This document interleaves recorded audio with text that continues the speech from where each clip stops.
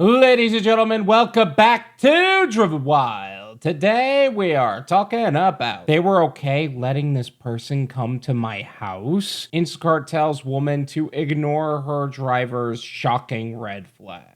So a lot of customers tend to perceive drivers in a lot of negative lights, whether it happens to be motivated based on a profile or just the fact that they're gig workers, or really they just need some TikTok fodder. That is the negative light that has been put on us. And this person is claiming that this driver has done or said some things. Now, we're not going to assume she's lying, but right now all I hear is red flags, which isn't really saying a whole lot. So with that said, we are talking about everything that is being said in this article, how it actually is for Doordash, UberEats, and Grubhub drivers and Instacart shoppers in this case, and everything in between. So with that said, let's get started. Moments before her shopper left, a panicked Instacart user turned to TikTok warning that her safety was in danger over a pack of chicken breasts. I love how this writer is even looking at this like, really?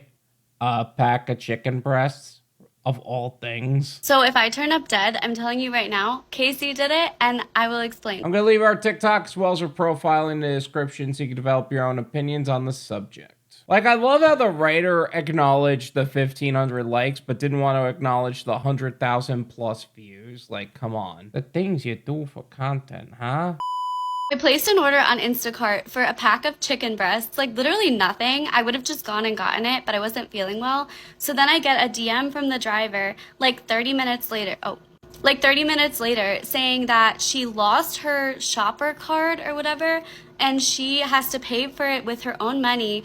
And then when she gets to my house, I'm supposed to reimburse her. Yeah, no, that is not how it works. So the reimbursement system on Instacart, and I'm glad we're talking about this now, actually, doesn't actually work that way. You'd have to pay out of pocket and then Instacart would reimburse you later. What you're doing now is trying to get a lot more money from the customer in this case, and that is frightening. And if you guys don't know what I'm talking about, I made a video talking all about the reimbursement system on Instacart. I will leave that in the description. Feel free to check that out. I immediately was like, sorry, I'm not comfortable going off the app like at all, because that's against the rules. Like, you can't ask someone for a personal payment.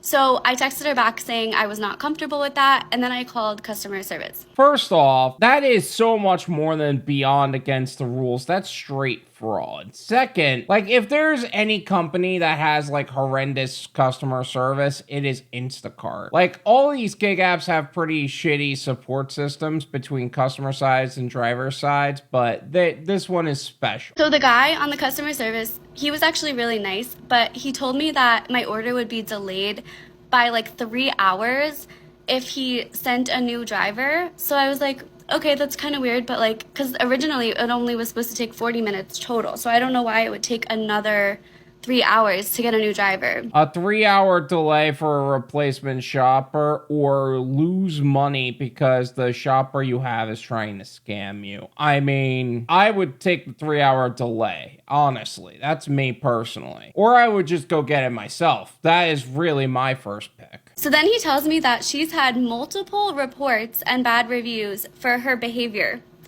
And I was like, oh, okay, like what exactly does that mean? Like, she's going to be coming to my home.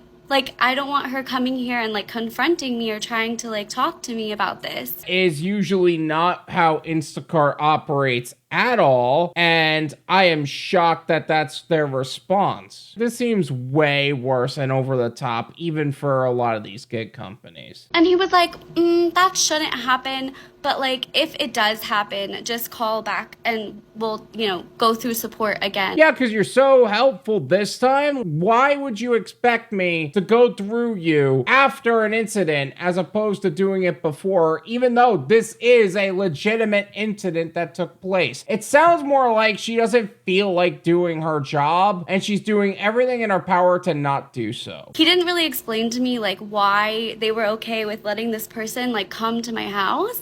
Like, I don't want this lady coming to my house if she's having behavioral problems and like repeatedly getting reported. And I was like, why is she still allowed to be driving for Instacart if she's having behavioral conduct issues repeatedly. Like this, he said, oh, this is not her first incident. Like she's going to be put under review. And I was like, okay, like shouldn't you find me a new driver so that someone who isn't having behavioral issues is coming to my door? I don't want this person coming in my zip code. The hell you mean? Now, hold on a second. Maybe I misunderstood this when I was reading it. Casey had multiple reports of bad behaviors and bad reviews for her behavior, and she would be placed under review. And their support representative is trying so hard not to do their job. Like, what are you trying to do? So I immediately bolt the door shut, and like I have this rod that you put under the door handle to like prevent people from opening it, even if they know how to pick a lock.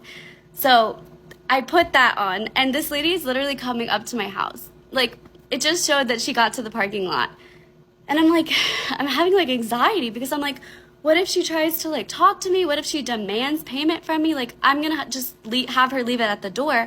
But what if she's not like satisfied with that? What if she wants her money? I don't know what's going on. So if I die, it was Casey. She's on her way up right now. I will update you if I'm still alive.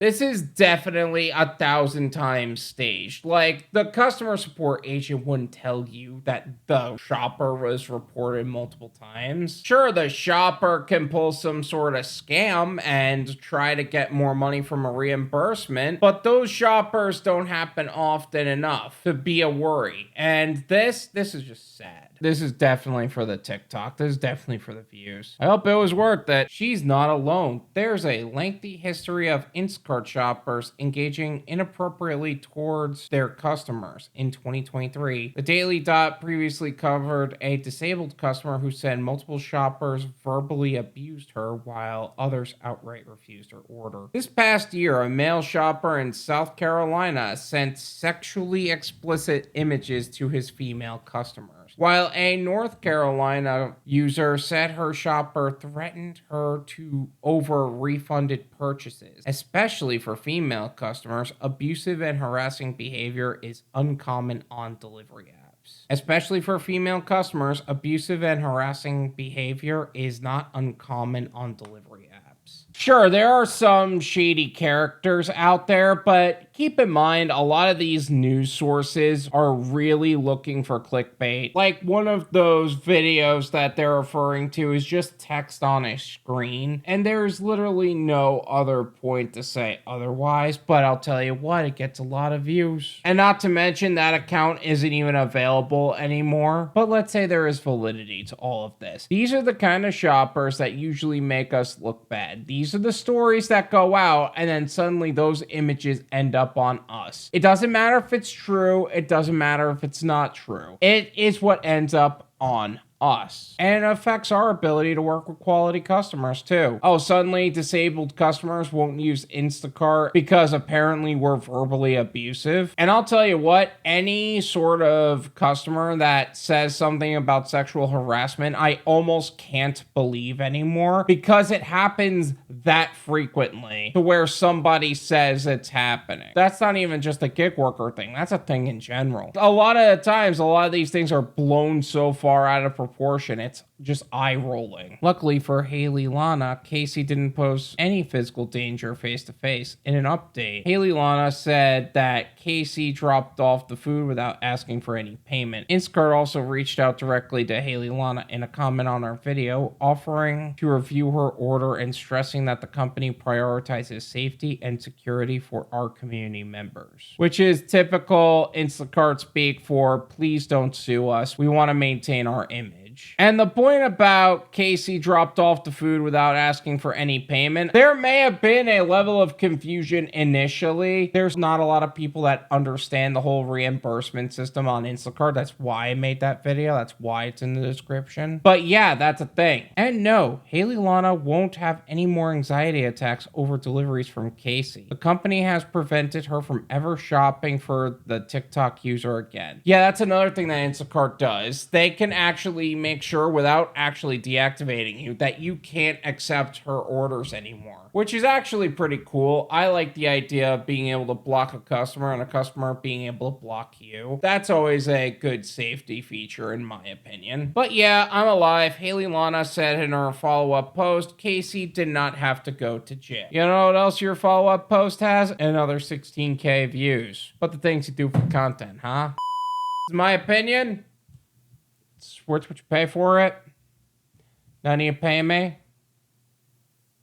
There you go. Honestly, I 100% believe that this is just for the clout. I can't imagine this being a legitimate post. I genuinely believe that there was a confusion with the reimbursement system, but she looked at this like an opportunity to play the victim on social media, and she blew it so much further out of proportion than it needed to be. Like, imagine if she did go to prison and they found out later that she was innocent. Like, what the hell? Don't ask your customer for money. I usually don't even go for any sort of reimbursement style payment system at all. And don't do any shady shit with the customer regardless of this being fake or not, because this is going to end up on us whether we like it or not. Thank you so much for watching. I really appreciate it. As always, make sure to hit the like button, subscribe if you're new, and I'll see you guys next time.